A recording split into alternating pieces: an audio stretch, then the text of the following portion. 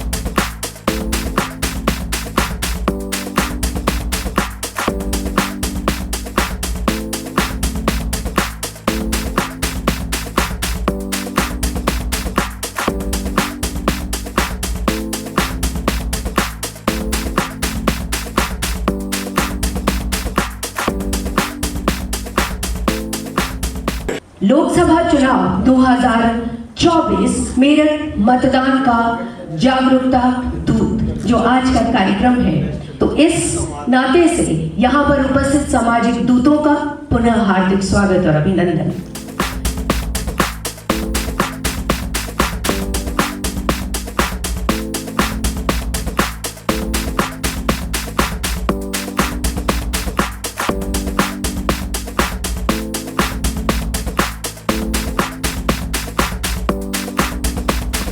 किसी के ऊपर ट्रस्ट और टीका टिप्पणी तो कर सकते हैं। अगर हम अपने चुने हुए प्रतिनिधि हमारे अगर अच्छे होंगे तो हम अनिवार्य रूप से ये सोच सकते हैं, ये कर सकते हैं कि हमारा देश, जो हमारा क्षेत्र, हमारा प्रदेश, हमारा संसदीय क्षेत्र अच्छे से विकसित होगा और अच्छे से काम होगा। तो हमें अपने आगे के विकास के लिए, आगे लोग हमारे क्षेत्र की या मेरठ का कैसे विकास हो, उसके लिए हमें मतदान अनिवार्य रूप से करना होगा। मेरा सभी से रिक्वेस्ट है कि पहले ये होता था कि 90% वोटिंग हो गई तो इसका मतलब वहाँ बूथ कैप्चरिंग हो गई। अब इस तरह की बातें नहीं रह गई। अब चाहे जितनी अगर 100% वोटिंग हो रही है तो इलेक्शन कमीशन मानता है कि इसका मतलब वहाँ के लोग बहुत जागरूक हैं। अगर जब जागरूक हैं तो 100% वोटिंग हमारी होनी चाहिए। अगर हम 100% वोटिंग करेंगे तो निश्चित रूप से मुझे ये नहीं लगता कि जो हमारा चुना हुआ प्रतिनिधि होगा वो बहुत अच्छा होगा। वो हमारे सब लोगों के द्वारा चुना हुआ प्रतिनिधि होगा और वही प्रतिनिधि जाकर के आप देखेंगे संसद में हमारी बातों को अच्छे से रखता है, कैसे क्या विकास का हो सकता है वो बातें हम लोगों को करता है। तो मेरा सबसे रिक्वेस्ट है कि अमर उजाला तो ये अभियान शुरू कर चुका है, लेकिन इस अभियान को हमें जन जन तक लेके जाना है, लोगों तक लेके जाना है। और एक एक जो हमारे अभी समाज के मैं देख रहा हूँ सबसे जो प्रबुद्ध वर्ग के या जो बहुत विभिन्न वर्ग का प्रतिनिधित्व करते हैं वही लोग यहाँ पे बैठे हैं। आप लोग यहाँ पे अगर 10 हैं तो मुझे लगता है कम से 10,000 के बराबर एक व्यक्ति है, उसका पहुंच 10-10 हजार तक है। उतना बड़ा संगठन आप लोग किसी संगठन की रहनुमाई कर रहे हैं तो आप लोग उतने लोगों तक अपनी बातें पहुंचा पाएंगे। और अगर ये बातें हमारी धीरे धीरे अगर चलती रही तो निसंदेह मेरठ उत्तर प्रदेश ही नहीं भारत में सबसे ज्यादा मतदान करने वाला लोकसभा क्षेत्र बनेगा। और मेरा मुझे आशा ही नहीं विश्वास है कि हम वो कर पाएंगे। हमें जो अधिकार मिला है उस अधिकार को हम यूज करके हम लोग 100% मतदान कर पाएंगे और तभी हमारा देश मजबूत और सशक्त नेतृत्व के हाथ में होगा। जय हिंद, जय भारत। होना चाहिए, इसके लिए हम प्रयास करते हैं। जबकि होना क्या चाहिए, एक मजबूत लोकतंत्र के लिए जो हमारे 18 वर्ष से अधिक जिनका एक 24 को 18 साल से अधिक हो गया है एज, उनको खुद आगे आना चाहिए।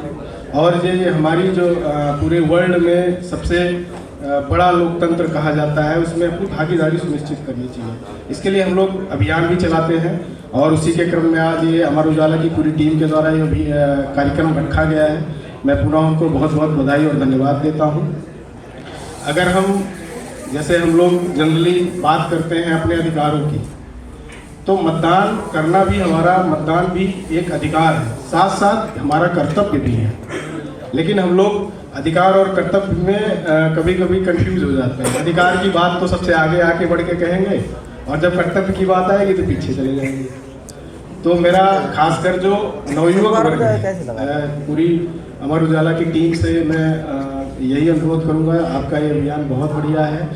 खासकर नवयुवक से अपील आपके माध्यम से मैं करना चाहता हूं कि इस जो हमारा ये लोकतंत्र का सबसे बड़ा त्यौहार है, इसमें सबसे बढ़ चढ़ के अगर ये हिस्सा लेंगे तो हम एक जो ऐसे भी कहा जाता है कि हम सबसे मजबूत लोकतंत्र के हैं और हम अपने लोकतंत्र को और मजबूत करेंगे। और इसमें मैं यहाँ पर जितने लोग आए हैं मैं उनके माध्यम से भी यही सेम चीज़ अपील करना चाहूँगा। और बाकी बहुत सारी बातें एडीएम प्रशासन साहब ने कह दिया है और यहाँ पे बहुत ही गणमान्य लोग बैठे हुए हैं, अजय जी हैं और ये, तो बाकी सब लोग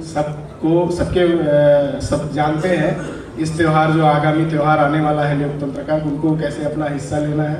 और मैं इसी बात के साथ अपने सत्रों को समाप्त करता हूँ। मेरे से पूर्व सारे एडमिनिस्ट्रेशन के एक्सपीरियंस लोग हैं जितने भी, उन्होंने मेरे ख्याल से जितनी भी चीज़ें थी आपके सामने रख दी और बता दी। ये ऑडियंस के अंदर मैं देख रहा हूँ कि डॉक्टर्स काफ़ी हैं, डॉक्टर्स हॉस्पिटल ओनर्स बहुत हैं। तो मेरा इनके थ्रू इस प्रोग्राम को बढ़ाने के लिए जो प्रोग्राम जेपी ग्रुप ने और अमर उजाला ने यहाँ स्पॉन्सर किया है, जो लीड लिया इन लोगों ने, उसको हेल्प करने के लिए एक चीज़ सजेस्ट करूँगा, जो भी आपकी ओपीडी स्लिप है, चाहे वो कंप्यूटराइज्ड हो चाहे वो हो, उसके अंदर एक मोहर बनवा लीजिए, एक लोगन मतलब इस तरह का एक स्लोगन फॉर ज़्यादा से ज़्यादा लोग आके जाके मतदान करें। तो उसके ओपीडी स्लिप के अंदर या जो भी बैनर या पोस्टर जो लोगों को मतलब जिससे कि प्रोत्साहित हो वो आप लगा के, that is the best way when doctors can participate in this program. क्योंकि टर्नओवर हमारे यहाँ डॉक्टर्स का काफ़ी है, हमारे यहाँ जो जितने भी मतलब हॉस्पिटल्स हैं, क्लिनिक्स हैं, उसके अंदर अलग अलग तरह के मैंने तो मतलब शासन की तरफ से बहुत पोस्टर्स और बैनर्स लगवा दिए हैं, लेकिन ये बहुत शॉर्ट ड्यूरेशन के लिए होगा जब तक इलेक्शन नहीं होता है। तो एक इस सही मायने में आपकी सहभागिता इस इम्पोर्टेंट पर्व में ये होगी कि आप अगर जो ओपीडी स्लिप या जो भी कुछ बैनर टाइप का हो जाए जिससे ज़्यादा लोग इसमें पार्टिसिपेट करें। बाकी सब लोगों ने कुछ कह दिया, बहुत बहुत धन्यवाद, थैंक यू। अमर उजाला और जेपी ग्रुप के सौजन्य से एवं बाकी पार्टिसिपेशंस जिन लोग की हैं, जो लोग इस कार्यक्रम को स्वीप, जिसको systematic voters education and electoral participation, हम सभी इस आज कहते हैं कि हमारा देश बहुत आगे बढ़ रहा है, हम तरक्की कर रहे हैं, हम स्वतंत्र देश के नागरिक हैं। हम कुछ अपने अतीत में जाएं तो हमारे पूर्वज इस स्वतंत्रता प्राप्ति के लिए और ये मतदान का अधिकार प्राप्त करने के लिए कितनी कुर्बानी दिए हैं, हम लोग बचपन से पढ़ते आ रहे हैं। जब अधिकार नहीं था वोट डालने को, तो लोग वोट डालने का अधिकार पाने के लिए अपनी जान न्यौछावर कर दिए, और आज जब हमें अधिकार मिला तो उस दिन कष्ट होता है कि यदि किसी इलेक्शन वाले वोट वाले दिन क्रिकेट मैच हो तो लोग घर से निकलने में भी कष्ट महसूस करते हैं। ये हम सभी की स्थिति है, जबकि हमें देखना चाहिए कि लोकतंत्र की नींव ही मतदान है। हम सभी को ये प्रयास करना चाहिए कि मतदान करें, और मतदान के लिए ये नहीं कि जो 18 साल का ऊपर है मतदान कर देगा, उसके लिए सबसे जरूरी चीज़ है कि उसका वोटर लिस्ट में नाम होना चाहिए।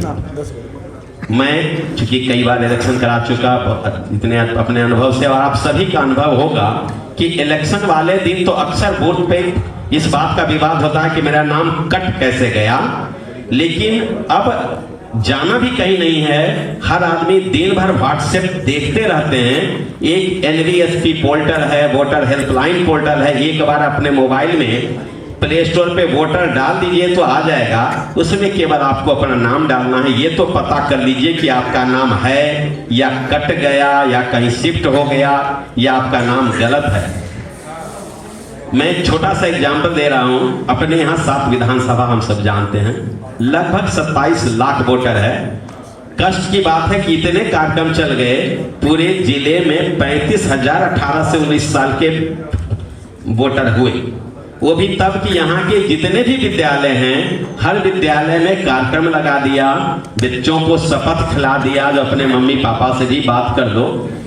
लेकिन इसके बाद भी 18 से 19 साल के नहीं हुए, 20 से 29 साल के वोटर कम हैं और 30 से 40 साल वाले अधिक हैं।